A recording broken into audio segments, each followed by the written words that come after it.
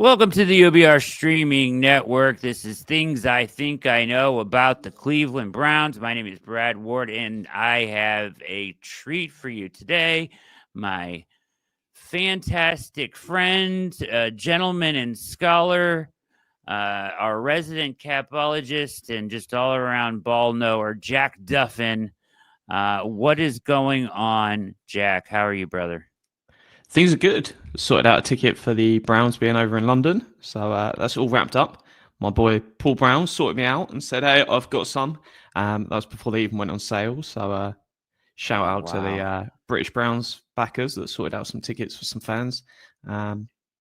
Kudos. Yeah, man, that's awesome. So you're gonna get, where are they playing? Where is the game played? Where they usually do? When the Tottenham Jaguars are over Stadium. there? Yeah. Tottenham Stadium. So 60,000 rather than Wembley, which is 90,000. Okay. Is it normally Wembley? They do split over the two. So they do both of them. Wembley is a big national stadium for us, whereas Tottenham Hotspur was the first purpose-built NFL field outside the US. Oh, really? Because the interesting thing is the actual main surface is the NFL surface, and they slide the grass pitch on top to play my football. I'm not going to mention the S word because I don't like saying it. Yeah. Oh, you don't have to say it. I'll say it. Bleep that out. Dirty but yeah, word. they actually slide on like big plates. There's a great video of it online where they just slide in these plates, and it's not actually the proper surface. The proper surface is the NFL. But yeah, so they did a deal when they built it to play NFL there every year for like 25 years. As it should be the proper surface. That's excellent. All right. So we've got, OTAs underway, people freaking out about reps and everything else. It's just madness, Jack. But either way, I've let my thoughts about that be known. So let's start with so last night I was doing All Eyes on Cleveland, and some people were asking about, we're seeing these videos of Deshaun Watson rehabbing. We are hearing quarterbacks, some of the quarterbacks mentioning him being in the quarterback room. We're hearing Stefanski did an interview at 92.3 and said 4 quarterbacks, and then he adjusted it to 5 at his next radio stop. Somebody in the PR department got to him. They're including Watson and everything. They're saying, like, he's in the room, he's there, he's rehabbing. The videos are with him, with Browns gear on, all this stuff. And everybody's like, what are they going to do when he comes back? What are they going to do when he comes back? Let's start with this here. Pup list or no? Yeah, so you generally go on the pup list if you were injured from football activities the previous year. So as long as there's no funny business of, hey, was it a football injury, was it not? Because the second injury might throw that out of whack. I don't know the legals around it, and none of that's ever going to be transparent until it happens. But I would expect when training camp kicks off, he's put on pup, and that's where it'll be. But it'll be the different style to the JOK, not the, hey, he's done for the year one. It's the, hey, he's got until, I think, week 8 of the season to be activated. And as we saw last year, there was a player. Who did they try? It was the running back. Naheem Hines. Where they tried to activate him. He just didn't clear in time because they wanted to give him those 2 weeks to try and get back. But it wasn't to be. Okay. So that's probably where he starts, because he's not going to be ready in 8 weeks. But people are like, oh, I don't think he'll be ready at all this year. Either way, the question becomes, like, how do you carry him? So let's look at the figures, right?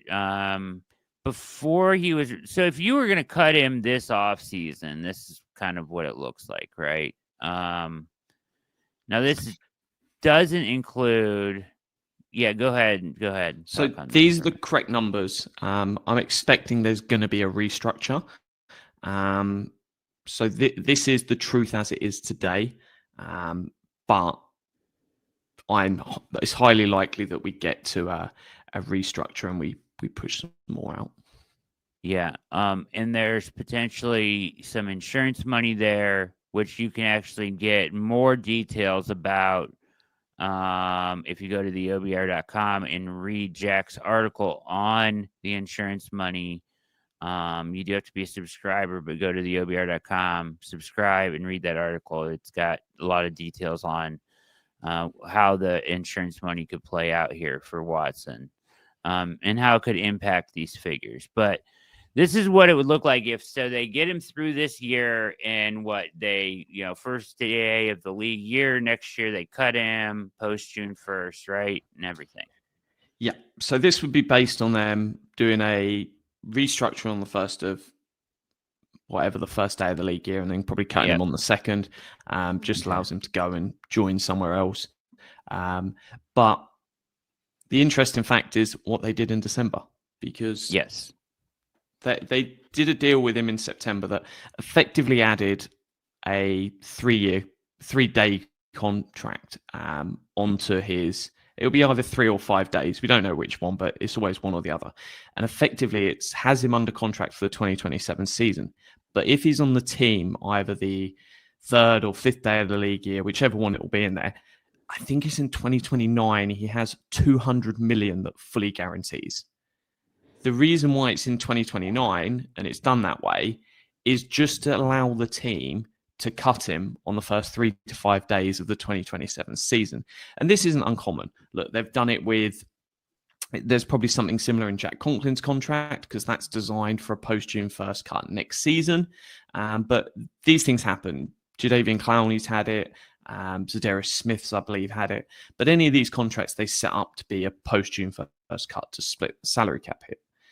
But why would the team sit down with Deshaun Watson's agent in December, just gone, I suppose it's 6 months ago now, sit down with him and go, let's put this dummy year in?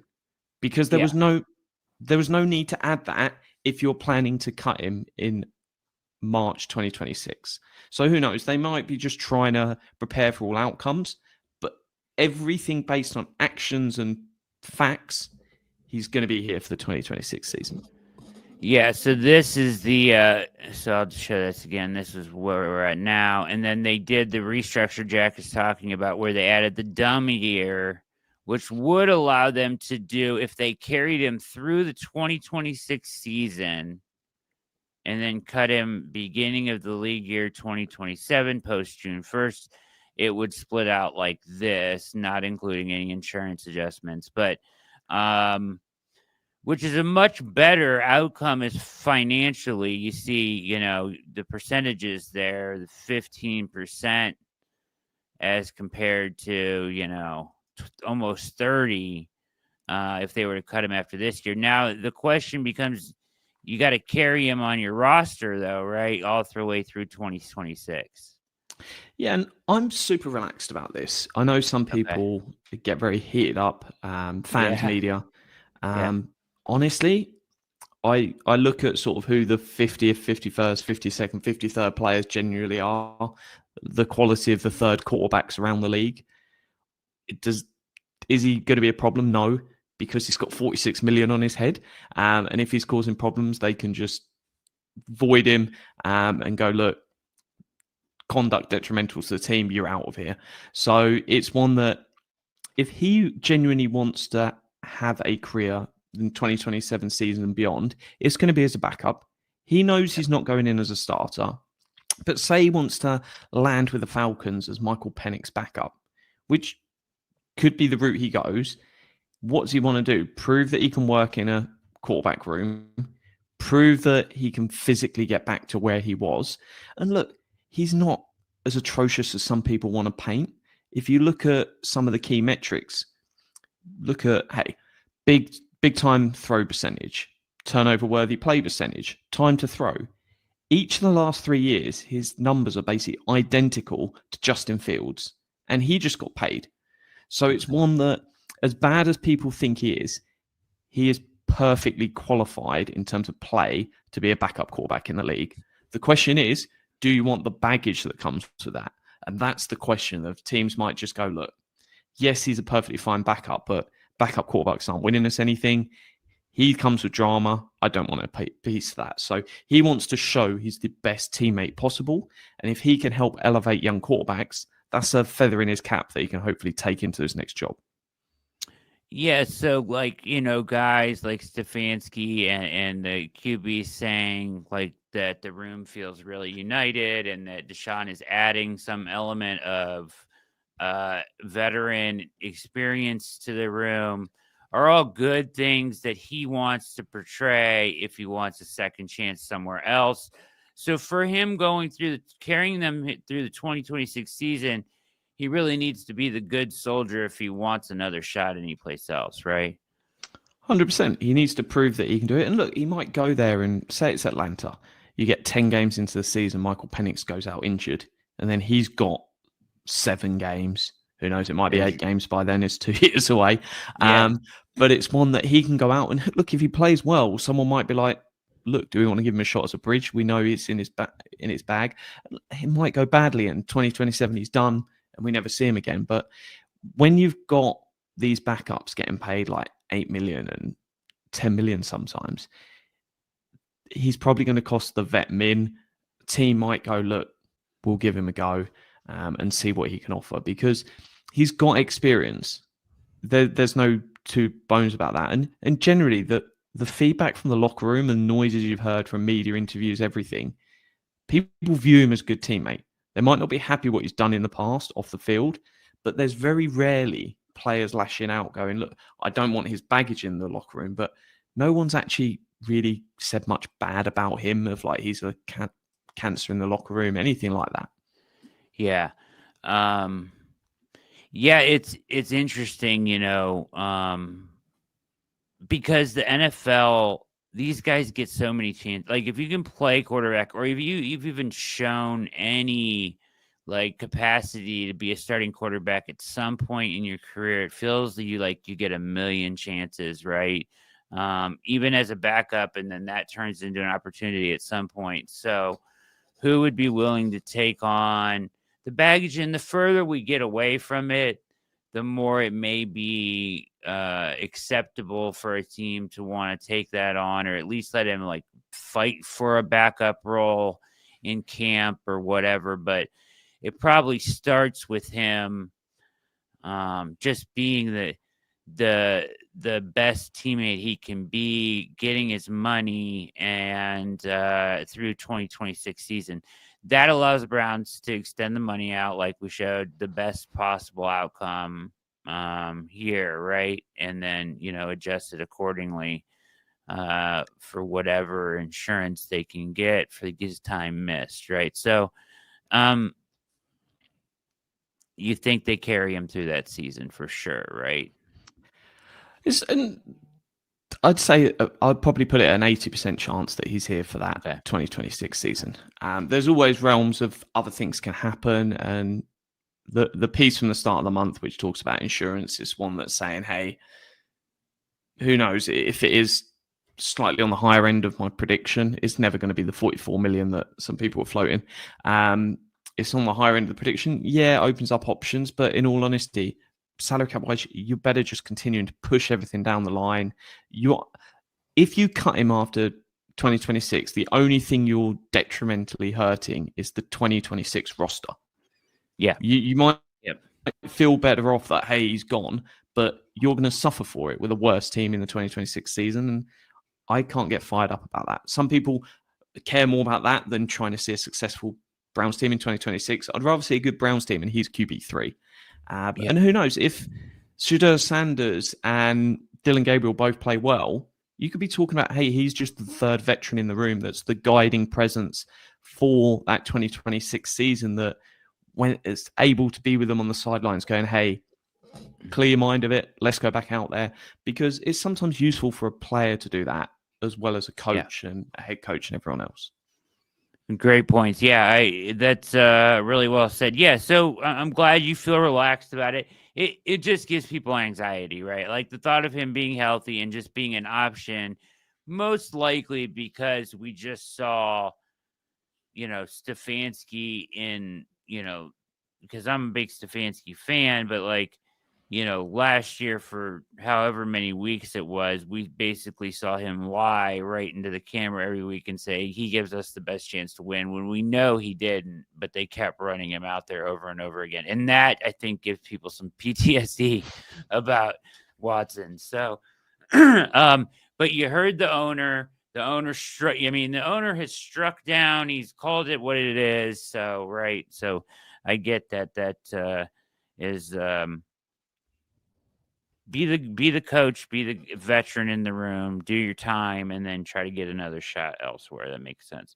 All right, so that's how that financially breaks down a little bit, and it is beneficial for the Browns to carry him through the 2026 season, as we showed. All right, let's talk about some other positions on this team. Well, let me do this real quick. JOK is missing the entire season. Financially, how does this impact the team and so forth and so on? Anything? It's just you just get salary for this year. How does that work out? Yeah, so he's only due to make 5.25 mil this season, so it's not one that he's making a dramatic amount of money, because he made, where is it, 8.8 million last year, because they put a lot of the extension money into the first year of the deal, which is standard language for extending a rookie. If you're going to give them their first big payday, they want to see that money up front and not wait for it. I'm not expecting much insurance money. Look, if you can get half a mil back on that, happy days, but it's not going to move the needle. June 1st, big day for cap space movement around the NFL. Obviously, is it Sunday? I think Sunday or Monday. So yeah, it's whenever the second is. So with it being a post June 1st cut, the money Monday increases on the second rather than the first. Okay. So what will happen then is the costs associated with Thornhill and with who's Tomlinson. I knew it was defensive lineman, but I was thinking edges. I'm just so used to Clowney, Zedarius, and everyone we set them up as post June 1st that it was like, it's always an edge. But those guys will come down in number, and that will give the team some more cap space. At the same time, though, because those numbers will reduce, they're no longer associated on the roster. So you'll need to just replace them with another player. But it'll be about 5 to 8 million of cap space gained on that date. Whatever, a recent article would have had the exact number in there, but yeah, it's a nice bit of increase. The team obviously know it's coming, so it's not one they've not sat on a move knowing that money's coming. They knew that money was coming, so it's just a guaranteed to happen at one stage. Yeah. So that'll happen. So Monday is the 2nd, so they'll free up some space then. I'm looking at over the cap. They have the Browns at 10.4 team cap space right now. Is that accurate? No, I don't know. Yeah. So that's just because Graham's deal's gone on. So that's why that shifted, because Graham's done his deal. Because I was thinking it was a bit higher. So yeah, 10.5. You'll gain, what are we looking at? About 8 million, I reckon, on Monday. So it's all trending in the right direction. And you've still got, in terms of restructures, Denzel Ward hasn't been restructured yet, and Pochich hasn't been restructured, of the key players. So that'll add some more money. You expect them to be restructured at some point for rollover reasons? Yeah, so that'll probably be late August, just before the season. Okay. Yeah. So yeah, and now you expect this cap space of what could be around 18 million after Monday to just all be rollover cap, or do you suspect that the Browns could potentially make another move here in the late stages of free agency, or is the 90 at this point, you think? I still think there's two areas where they could do with a bit more energy in there. I'd love it. What are they? I think they've got to do something at receiver, and I'm not saying wide receiver there. I'm opening the pair, because when it comes to pass catchers, I don't think there's enough there. I think you've got two proven guys in Jerry Jeudy and David Njoku. Put them to one side. they're great. Around them, we've got unknowns. We saw a great small sample from Cedric Tillman, but is that small sample what he's going to produce on a 17-game sample, or is it not? Absolutely. Fanning's got some upside, but in all honesty, if you're looking at a rookie tight end, you're talking about 30 catches, 400 yards as a really good rookie season for a third-round tight end. So that's not going to move the needle. Deontay Johnson, if you had no character concerns, I'm like, boom, we're there. I'm not even questioning this. If he was blank sort of question marks and we paid him $8 million, I'll be like, yep, this room's done. Really happy. But I still think, is it a Keenan Allen? Is it Amari Cooper? I don't know who it is.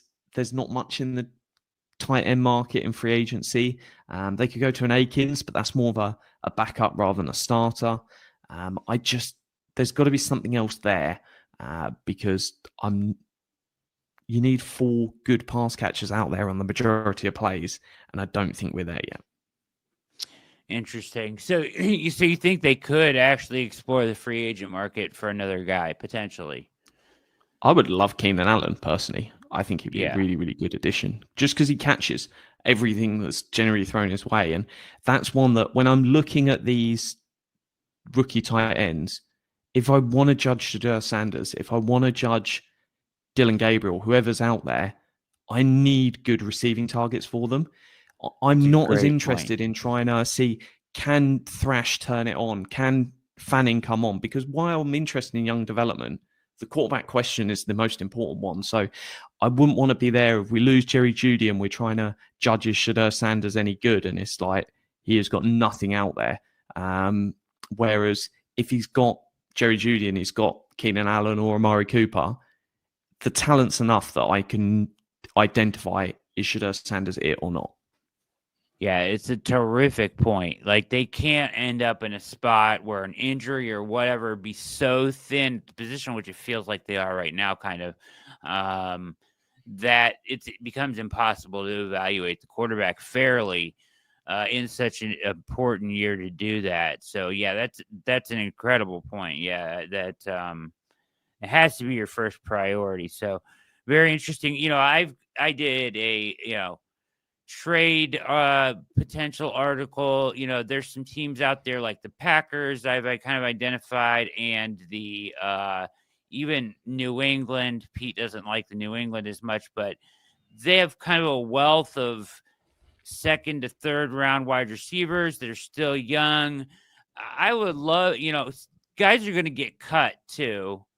And can we bring in a high upside player like a Javon Baker or something like that if he does, or a Jalen Polk if he doesn't make the team in New England, or if maybe the Packers, they have so many wide receivers there now. Like, can you trade for a piece there? Do they want to extend Christian Watson because of his injury history, right? That's a question. Or is it somebody else? Is it Dobbs, right? They just drafted the stud from Texas, right? Speed guy there. They brought in McCole Hardman. They already have Reed, and they just have so many guys. You would think that maybe the trade market still or the cut market. Yeah, there was noise today. There's a tight end on the trade market, and that's Kyle Pitts. But they're saying probably going to take a third-round pick to get that done. But part of me is like, I might just do it, just to bring him in and see what you've got, because the franchise tag on a tight end isn't crazy. So it's one that you can then lean into that. And people are like, oh, you're covering over Fanning. If you're going to go fully into a 2 tight end set, and if you look back to like New England, you're looking at like 1.8, 1.9 tight ends out there per snap. So you need 3, because David Njoku realistically say 85% of snaps. If you said, hey, Kyle Pitts, you're going to play 70% of snaps, you've still got like 40, 50% of snaps that you need another guy ready for, plus whatever happens with injuries. Part of me is like, do you lean into that? Kyle Pitts hasn't been a world beater, but I'm up for gambling on that. Yeah. Get 2 years. If it goes well on 1 year, look, extend Njoku, extend Kyle Pitts. You've got Harold Fanning. Properly lean into it because it's going to benefit your run game as well. These guys aren't Yep. superstars, but they're better at blocking than an average wide receiver. For sure. And that's a really interesting, I think that, do you think they'll carry 3 tight ends on they have to, right? So is that Blake Whiteheart right now? He's the favorite at the moment, but I think Bates is also in that conversation battling for a spot. But for me, at some point they've got to pick up that phone. And it wouldn't surprise me if it's after OTAs, they pick up the phone and say, hey, Jordan Akins, time to come home.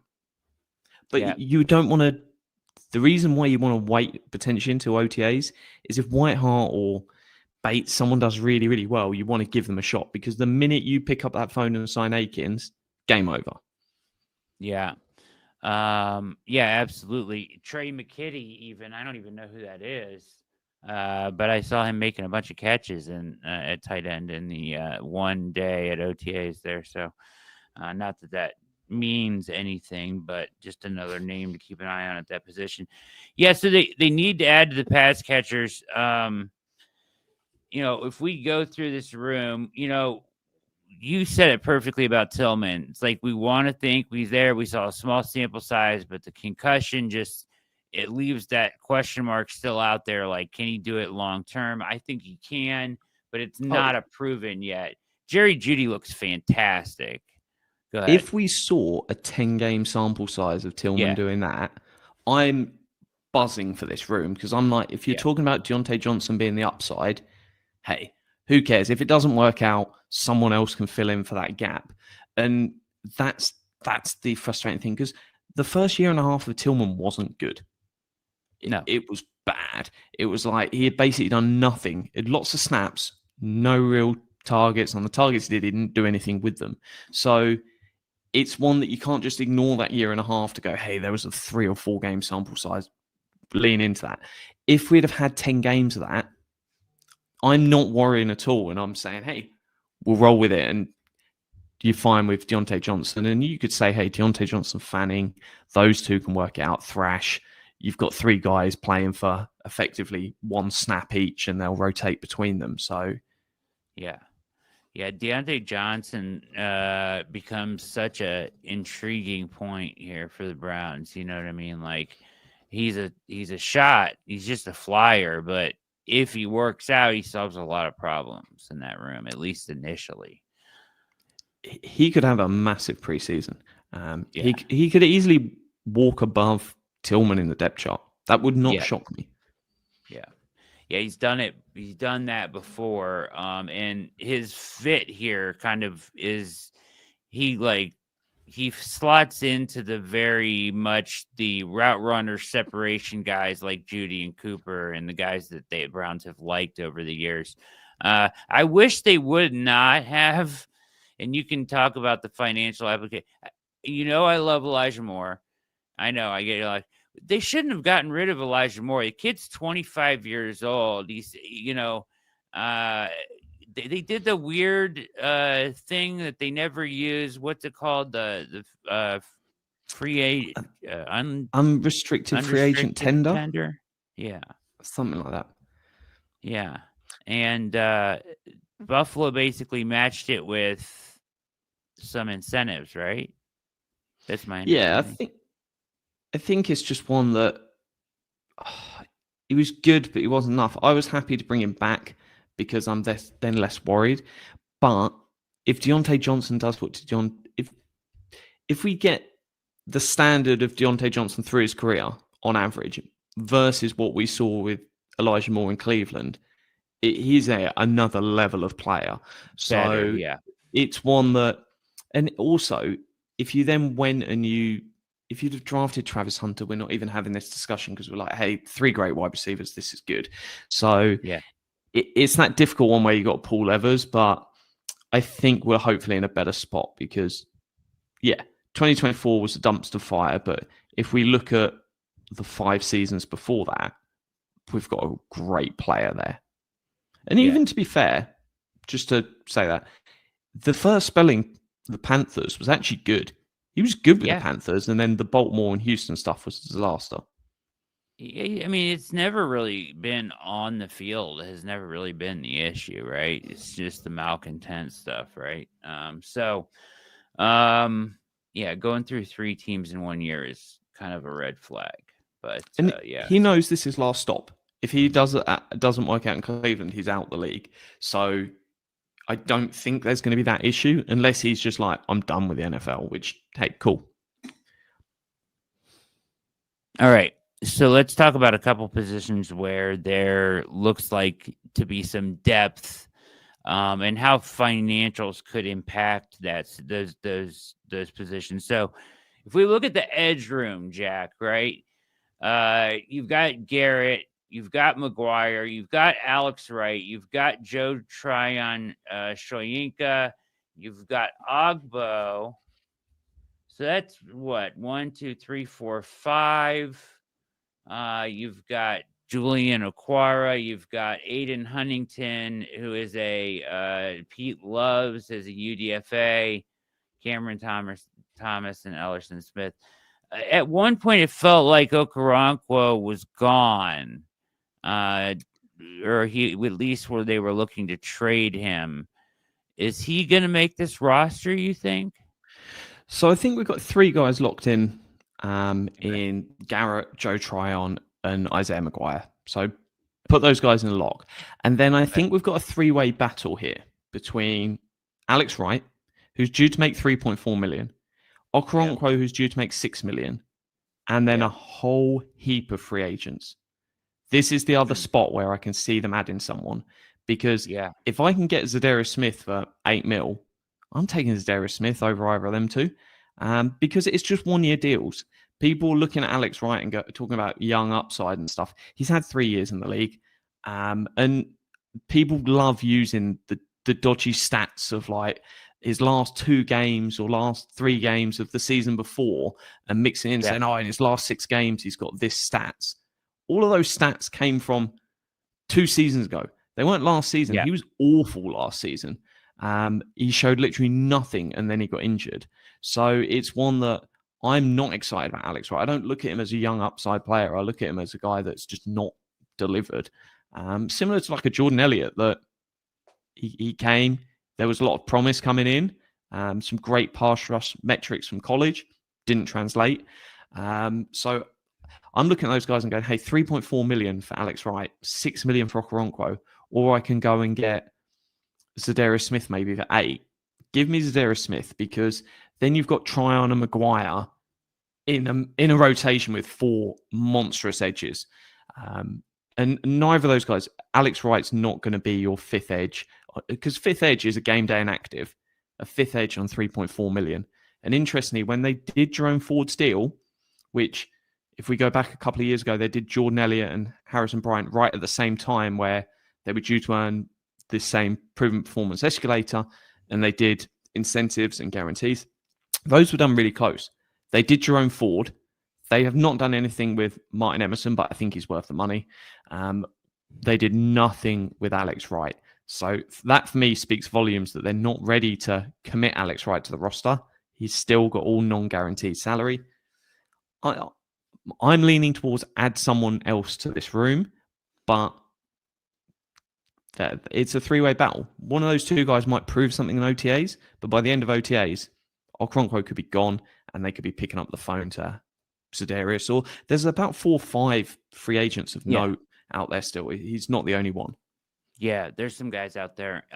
Plus cut downs, trades, there's all the whole thing out there that, you never know.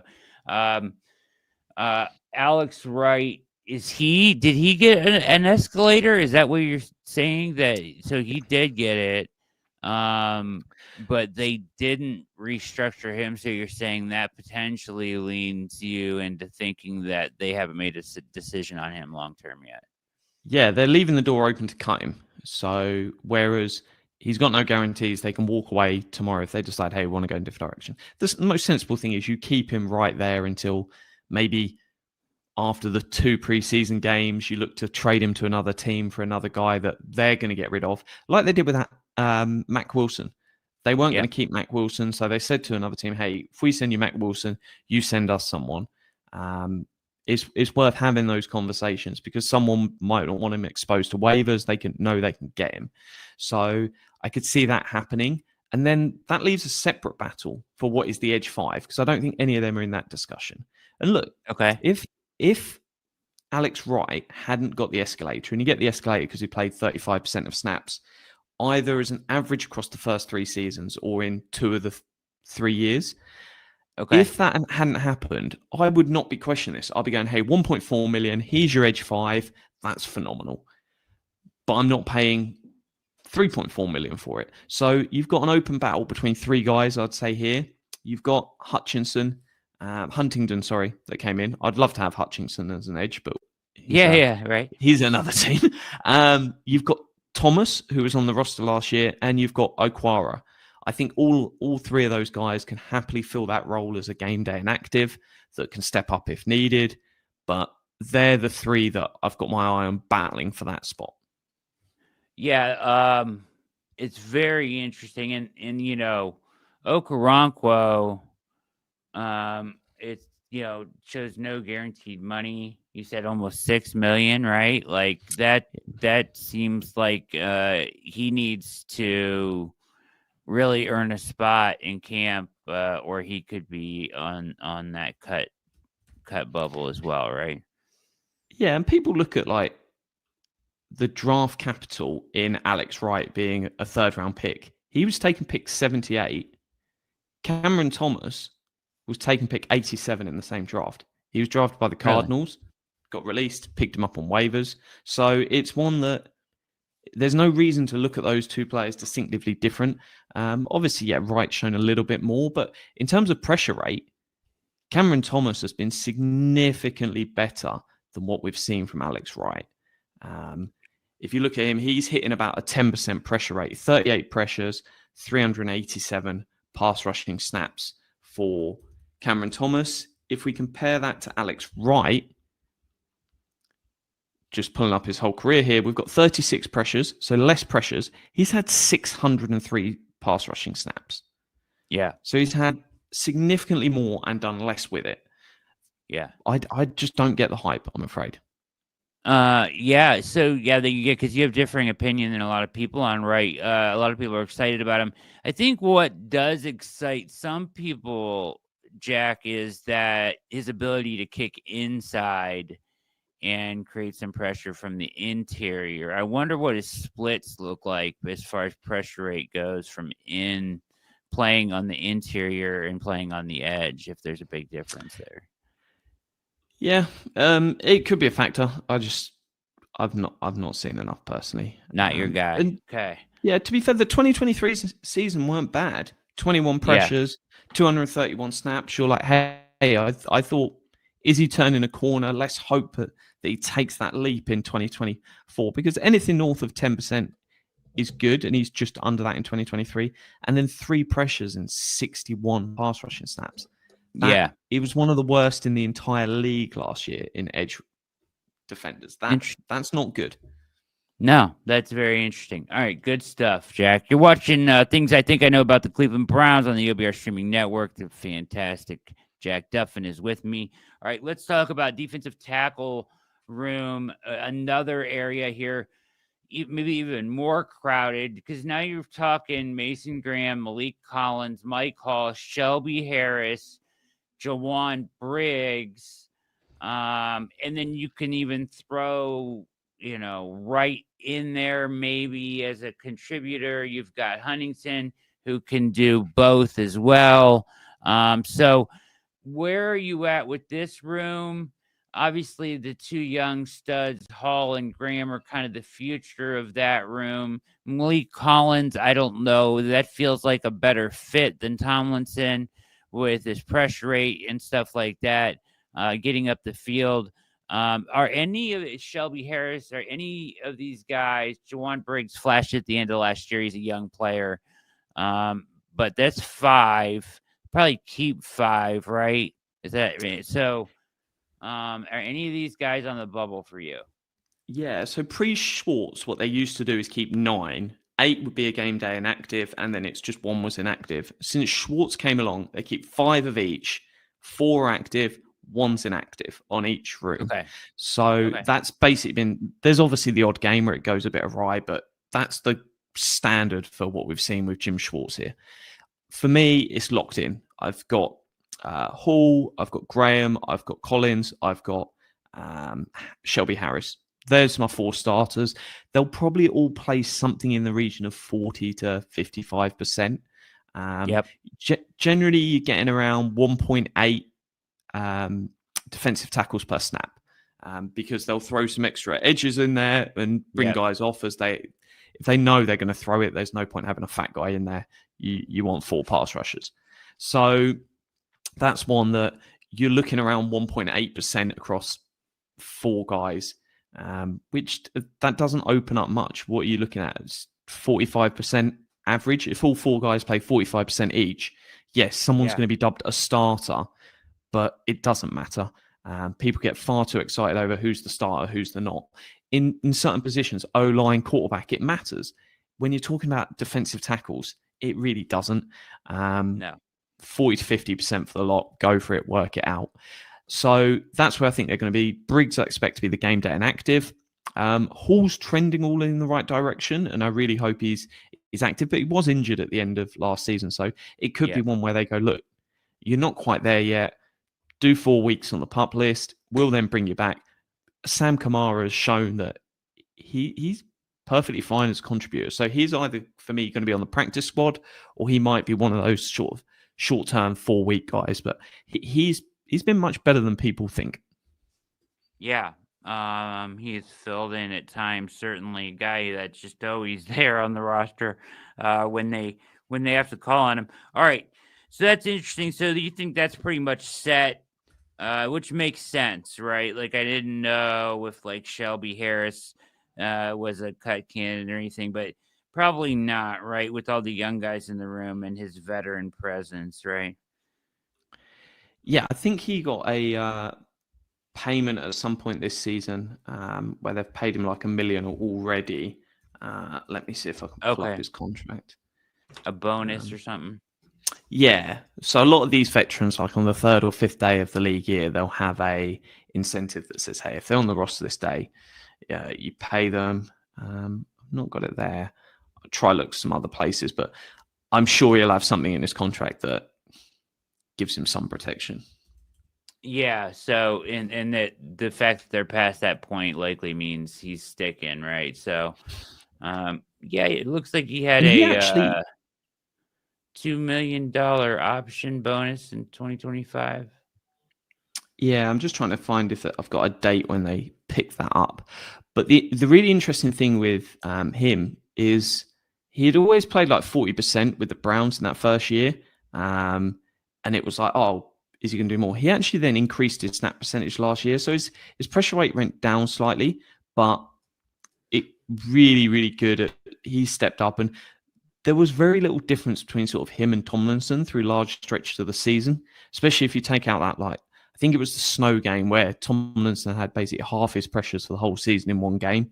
If you take that out, he played just as well as Tomlinson. And when he's getting $4.5 million a year and Tomlinson's getting significantly more, you have to argue, what's the point of keeping him? So the option bonus must be exercised 7 days before the start of the 2025 season. So they could still walk away from him. I don't think it's going to happen personally. I think he showed more than enough. And my dream for so many years has been, get me 4 Shelby Harris-like players, give them $4 million each. There's nothing invested here. Just they go out and do a job. Yeah. I like the guys they've got there for sure. Feels like it could be a really good room. So good stuff there. All right. So let's transition here real quickly. Let's just hit on the quarterback. Flacco, Pickett, how much I love Kenny Pickett. And then, our 2 rookies here. What, in your estimation, what is the most likely outcome as far as when do they cut one, or do they cut one? I've heard some people even throw out the idea that they could carry 4 into the season. That seems wild to me, but where are you at with, like, in your opinion, who gets cut or traded or whatever, and when do you think they make that decision? Well, me personally, and I'll hold my hands up, I'm heavily invested on Joe Flacco at plus 900 to take the first snap of the season, week 1. So I have a significant sum on that. I thought the bookies were mad when they placed it. Plus 900, I was all over it. Within 2 days, they were already offering me like 4 times your money just to walk away. I plan to take them for every dollar, every pound in my world, but I care more about him starting than anything else that happens this offseason. That will pay for a nice holiday if it comes in. So good for you. Back to why people actually want to listen. I don't think they carry 4. I think the only way you would carry 4 is if the 2 young quarterbacks are not good enough to be backups. And if that's the case, something's significantly wrong. And everything we've seen from Kevin Stefanski is he can get PJ Walker to be a game-winning quarterback against a decent 49ers team. So I just don't think that's realistic. For me, there's just a straight-up battle between Flacco and Pickett for who's going to be the starter. You would have to be sort of Russell Wilson level good, that everyone in the building has got to be turning around and going, why are you not starting? Insert rookie quarterback. If I say one or the other, people get upset. So I'm not going to say a name. I'm just say rookie. But it's got to be that definitive that people in the locker room are saying, you're giving us Kenny Pickett and Joe Flacco. It's like, you're hurting the team here. And if it's not that, start with one of the other 2, because it's not a nice run to start the season. No, the first easy game could difficult. potentially be the Vikings, because people are very, very high on the Vikings. We've not seen a single snap from their quarterback, and we've got no idea if he's good. So that's a whole nother question that needs to be answered. But that could be the first easy game. If not, it'll come slightly after it. So for me, throw Joe Flacco to the Wolves, let him take through the first 4 games, and then people are happy to move on. Because if you start Shedeur and Dylan Gabriel and they have them bad 4 games, people then in the stands going, give us Flacco. We want Flacco. He saved our season before, he'll do it again. And then that's not the vibe you ever want. Whereas if people see the veteran fail, they've got a lot more willingness for the rookie to take time. So that's what I think happens. How quickly is Kenny Pickett moved is going to be intriguing. For me, it could come after OTAs. And the reason for that is he is just consuming snaps. So I think the minute you make that decision that you go, we know we're going to start Joe Flacco, get him gone. And I think it's the Saints. You've got his head coach last season is now the head... No, his guy, offensive coordinator last season, was it offensive coordinator? Yeah, is now the head coach of the Saints. That is just a logical place to go. They have no quarterback really on the roster. So it's one that he can go there. He knows, and it's really useful if you're there working with young quarterbacks, have Kenny Pickett in the room that speaks your language, knows exactly what you want. He can be that sort of big brother almost, where you can turn to him and go, I don't get what he's just said. You don't want to ask your head coach that, whereas you can ask the QB in the room to go, this is what he wants. And he's almost an extra coach for them. So I think it's just a matter of time. And if he goes for that 5th round pick a year down the line, he was added for insurance. They had 0 rosterable quarterbacks. They could not continue going into the offseason because it would have hurt them in free agency. If they're chatting to free agents and they're like, hey, what have you got a quarterback? Hey, we've got Dorian Thompson-Robinson. And people are like, nothing. He's not good enough to make a 53. Who have you got? And they had to add someone. They've added someone, and it will cost them $0 to trade him and get rid of him. So I think there's a very realistic outcome that we're talking about post OTAs. I don't even know when they finish. Kenny Pickett goes. We all send flowers to Brad because he'd be so upset. And then we support him as brothers and we get him through that tough time. Yep, absolutely. Middle of June, late, I think it's like It's weird this year. They do their mandatory mini camp like the 10th through the 12th, and then they have OTAs afterwards. Which in the past I've never seen that. It's always like mini camp and then break, but they have like another couple of days after that, around like the 15th or whatever. I wondered if they did that like, oh, maybe you get some extra guys in town for mandatory, and then they're like, oh, hell, we'll stick around, and you get a couple extra guys there that maybe wouldn't have been there had it been before. Just a thought. But either way, yeah, I think it's around the 15th of June they're done And until then training. is there a gap? Well, I don't even know when. I'm rubbish with the dates for stuff. When's training camp kick off? It'll be what, late July, I Late believe. July. So there's about 6 weeks in there. So that's the So perfect time for teams to get talking and going, look, the Saints might not want to add a guy now because they want to see what these rookies have got before they make a decision. yeah, The Browns need to see, can these rookies step up, and are they going to be ready till they make a move? Because Yep. there's an element of risk here, because if he goes to the Saints, Kenny Pickett, and the Saints, because they've got an easier schedule, win more games than the Browns, that's extra pressure that comes on to Andrew Berry and yeah, Kevin Stefanski. So for sure. it's one that it's a balancing act in that aspect as well. But I think it's a matter of when rather than if Kenny Pickett's traded. And who knows, if Kenny beats Joe out, then good luck to him. And Yeah. Joe might be traded somewhere, or they might just cut Joe and say, hey, go sign for whoever you want, because if he's traded or cut, financially, it doesn't really make any difference. Yeah, together they're making like what, 4 million or something combined, if that. Yeah. There was some guy trying to make bandwidth out of his contract, and how it was like, oh, well, this means so-and-so player is going to get cut. The funny thing was the guy was tweeting that before Joe Flacco's contract was even out, and they said, oh, it just makes Joe more tradable. And I'm like, no, it doesn't. They are not making a decision on who to cut based on like 1.5 million of dead cap. You do not choose your starting quarterback like that. If we're talking about like edge 5, we can talk about how 1.5 million is enough that it's a factor. Not in QB1 terms. No. Yeah, that's a great point. That's a great point. All right. We'll finish up here with cornerback. I mean, Newsome has been on the trade block for years, it feels like, right?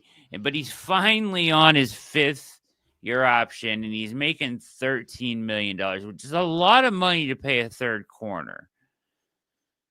They still haven't traded him, and I think it's partially because it's like, although I like Cam Mitchell and he has some inside-outside versatility as well, Newsome is valuable in that when Denzel gets hurt or he misses his 2 to 4 games that he misses every year, Newsome has the ability to kick outside and play on the perimeter as well.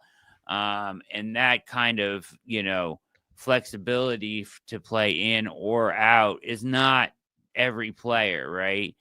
You've got Miles Harden, you've got Kim Mitchell. I like those guys. They've got another couple guys in here that are going to battle for this nickel spot, including Kendall, who actually made a roster and has played a little.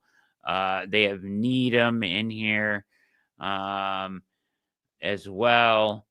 So Emerson is looking to bounce back and earn an extension. You've got Ward.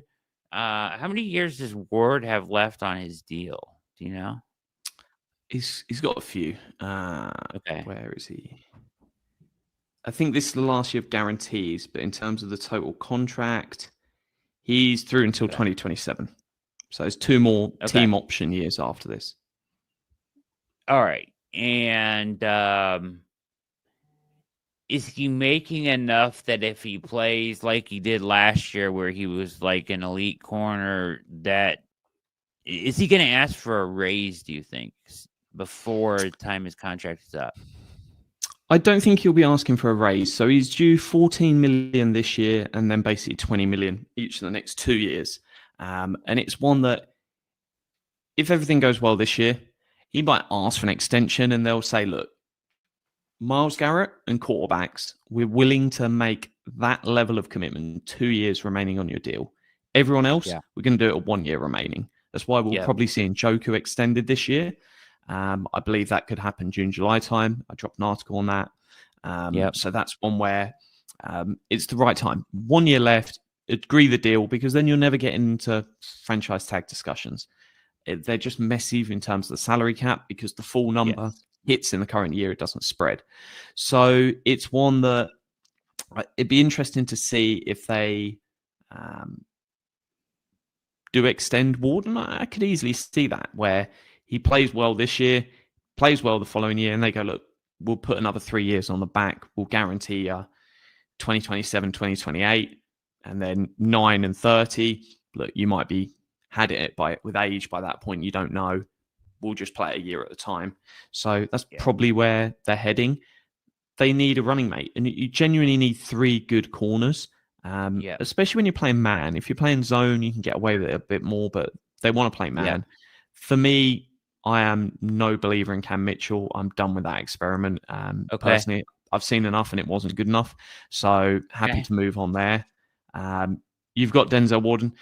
Look, throw Newsom and Emerson at it, and ideally, one of them will play well this year. If 2 play well, incredible.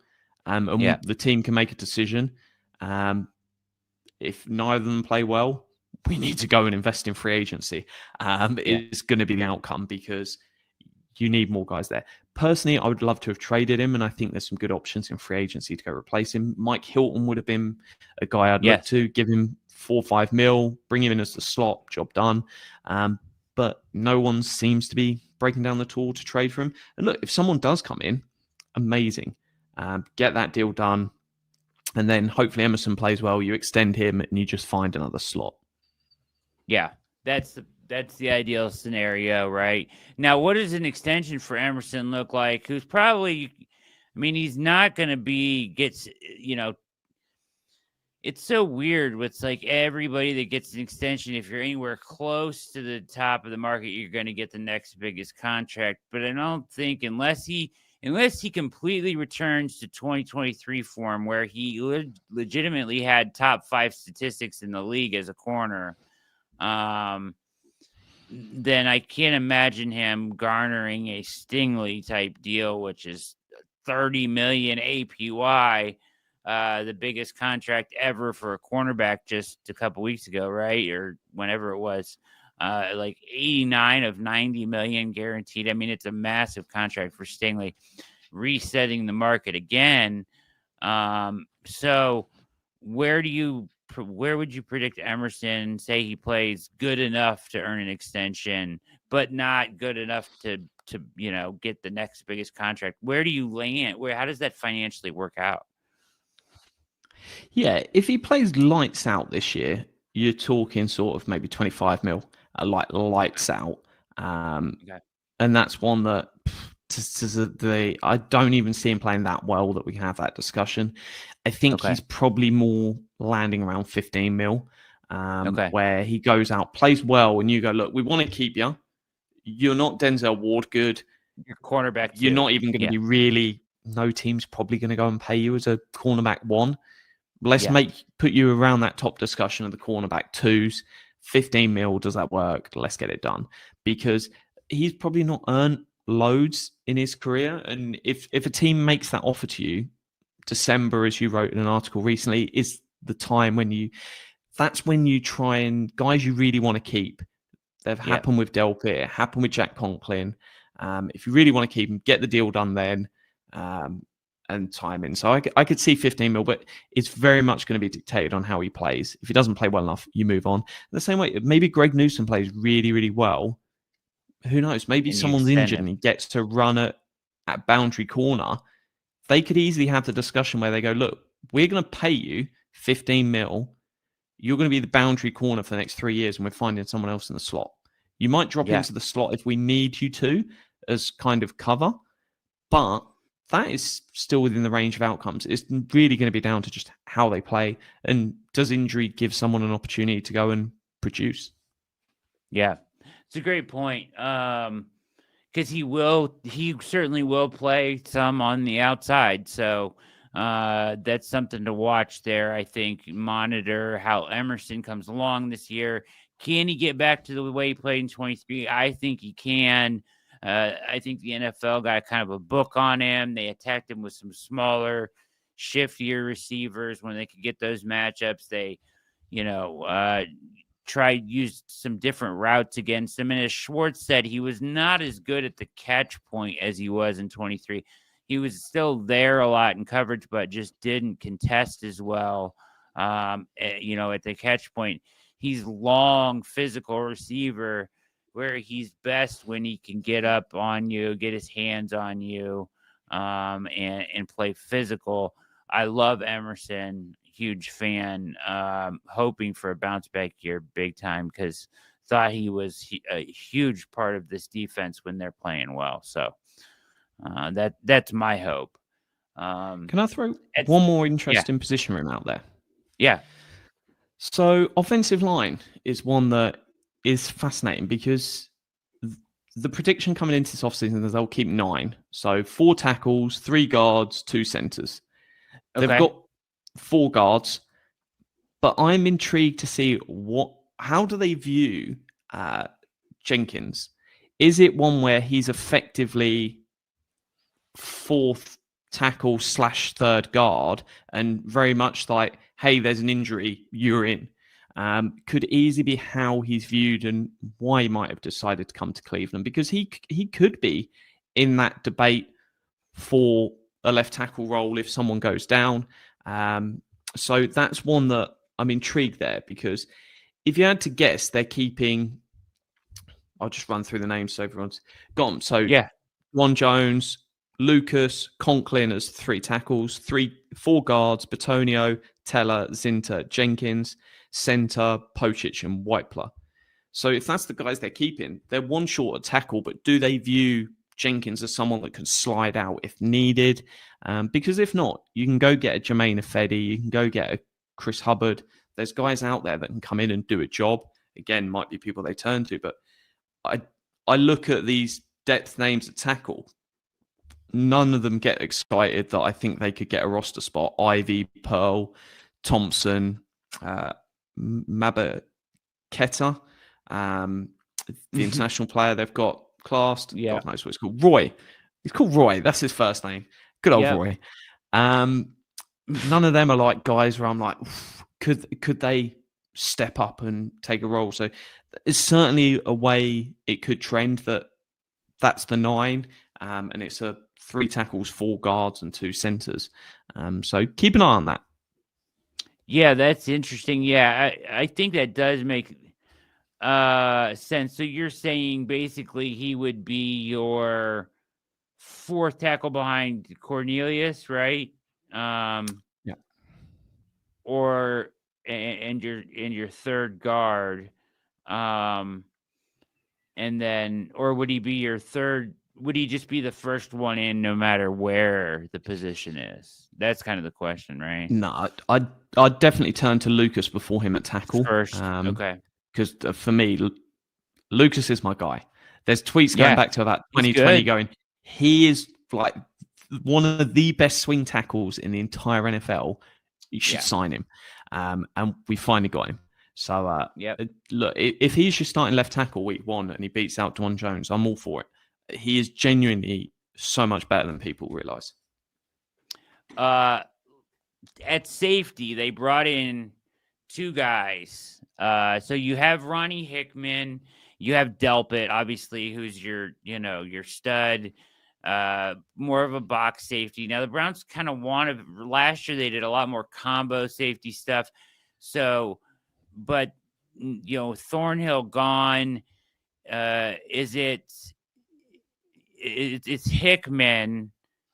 It feels like Hickman versus KZ for the other safety spot, and Jenkins as kind of filling in your Rodney McLeod role. Does that make sense? For me, the take from the 2 moves and guys they brought in, they must really, really like Ronnie Hickman. For me, I think Ronnie Hickman's going to be the star. Yeah, it feels like that because there were better players on the market, right? Yeah. If they'd have gone out and signed Blackman, then I'm like, Yeah, hey, KZ and a Blackman, I'd have been like, yeah, love this. I really see where they're going. But who knows? Maybe Hickman's someone they really believe in. Um, for me, in the modern NFL, you've got to be able to disguise your coverages. So if you've got a yep, guy where you go, he's always going to be in the box, he's always going to be the free safety, yeah, you just lose that element of Sam Darnold seeing ghosts kind of stuff where he just didn't have a clue what was happening. yeah, And I think that's where you've got to get there. So all these guys can do an element of it. Jenkins can, Hickman can, KZ probably can. So it's one that it's going to be interesting to see where it trends, but they love them some Ronnie Hickman. That is my only conclusion from that because I was shocked they didn't get a bigger name. yeah. Me too. Although I do think KZ can be serviceable if Hickman doesn't step up. I just wish they kind of would have swung a little bit bigger. Jenkins is a veteran who's done.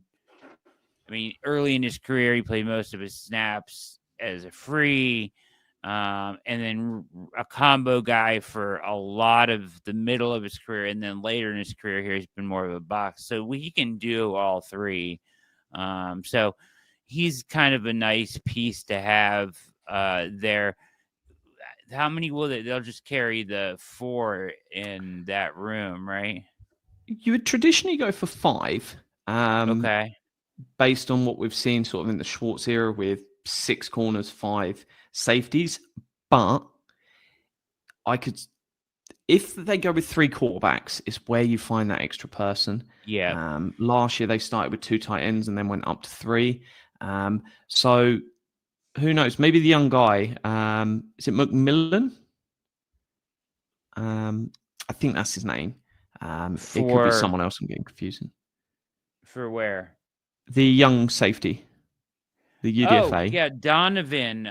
Yes, Donovan McMillan from Pitt. Yeah, he's intriguing UDFA for sure. Yeah. So it could be him. And to be fair, that's fifth safety again, game day and active. You're not going to play, but you still want to have them. So if you can get someone in there and develop them, great. And who knows, at the end of the day, KZ and Jenkins, yes, they've got guarantees, but it's guarantees that will just move to a new team because they're going to land on a 53-man roster somewhere. So you can't close the door on either of those two players definitely making the roster. It's very different in terms of guarantees. If you're talking around a guaranteed signing bonus, that is paid, it can't be moved. If you're talking around base salary, it just moves to the new team as long as he gets signed. And both those players, they're going to be on a 53-man roster somewhere. All right, so final question, and I know people are going to want to know this because of the year that Dustin Hopkins had last year, and they had signed him to an extension. Financially, if he's bad, can they cut him? Yeah, they can cut him.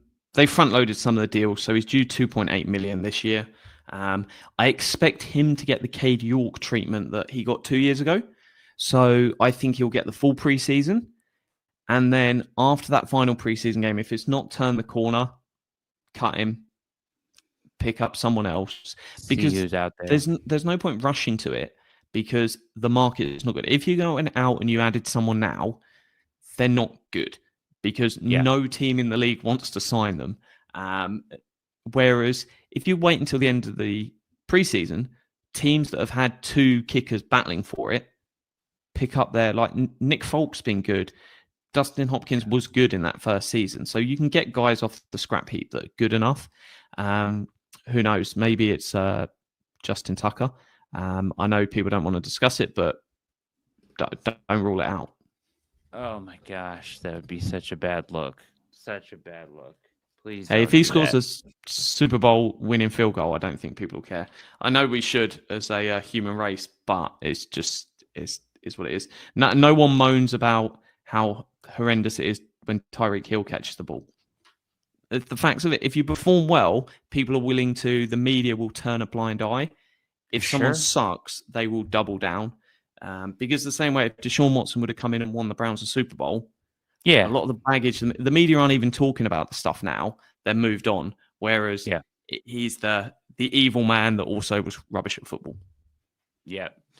It would just be such a bad look initially, before he played, just like the idea that like, oh, Browns is just a landing spot for this guy, this type of guy would be a poor look. I think that hopefully they can find a better kid. And he hasn't been good recently, so I think I Hopkins does the season. I still think he'll turn around. yeah, I think he will too. I like Hopkins, and I think he gets his head on straight. So Jack Duffin, the man, the myth, the legend, got an hour and 10 minutes out of you. We went way over what we talked about, man, but great stuff as always. Fantastic. Any parting words for our fans, OBR listeners, the YouTube chat? Anything you got to say before we get out of here today? I look forward to seeing some of you for a beer in London when the Browns are over. You said it, brother. You said it. It might be more than a beer, though. Yes, more than a beer, absolutely.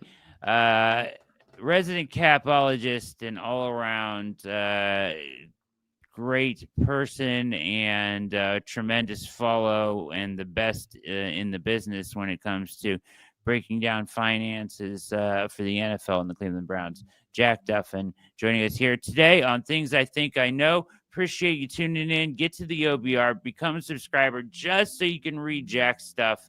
It's there. It's always fantastic. He's breaking down the numbers on everything daily. You can be just as educated as him, keeping up with his reading over at the website. So do that on your way out of here. Hit like, subscribe, and the notification bell so you know every time we go live here at the OBR Streaming Network as we push towards 10K. And we appreciate you all for hanging out with us today. Have a fantastic weekend. For Jack, my name is Brad Ward.